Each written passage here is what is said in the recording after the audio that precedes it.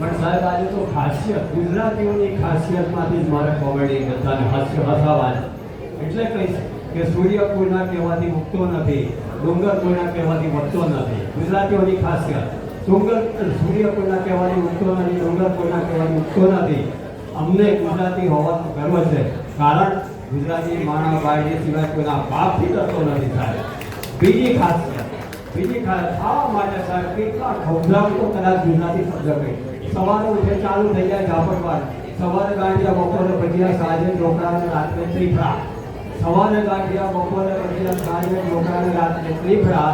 આ બધું ખાધા પછી બીજે દિવસે પેટની બરાબર સફાઈ કરી તો ઠીક, નહીંતર પૂરે દિન ખુશ્બુ ગુજરાતની સાથે. પણ મારા પેલા સુરતીઓ સુરતનું છે એટલે દાળવાળા ડુંગળી સાથે ચોળાફળી ચટણી સાથે, દાળવાળા ડુંગળી સાથે ચોળાફળી ચટણી સાથે, રોટલો ઘી સાથે, લોચો તેલ સાથે અને વ્યાજ મુદ્દલ સાથે ધરાઈને ખાય નહીં તો સાહેબ એક ગુજરાતી નહીં. પણ આજની જ વાત છે, સવારે ગોધરાથી આવતો તો મારી બાજુમાં કાકા બેઠા હતા, એમના ટી-શર્ટના શર્ટ ઉપર ચાના મેં ડાકા જોયા. વિપુલભાઈ મને તો એ આશ્ચર્ય, મેં કીધું આ ડાકા લાવો, કાકાની મજાક કરીએ. મેં કાકાને કીધું કાકા તમારા શર્ટ ઉપર ચાના ડાક છે દેખાય તો આને ટી-શર્ટ કહેવાય?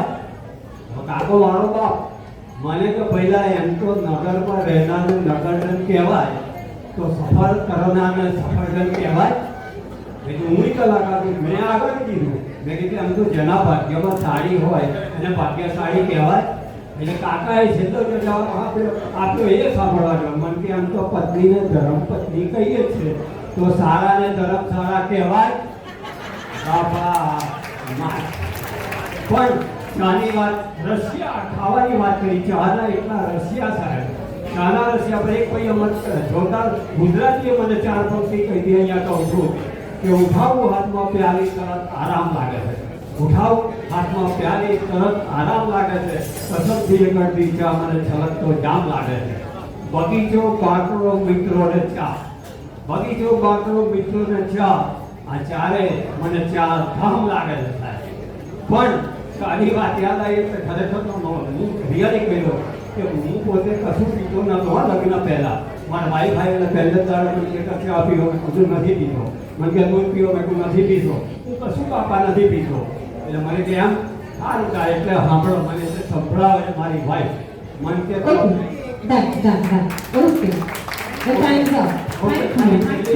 છેલ્લી ગુજરાતીઓ માટેની ખાસિયત કઈ અને પૂરી કરી દઉં કે હા ભલે આપણી ટાઈમ ઓવર થઈ ગયો, સોરી, આપણી નો જિંદગી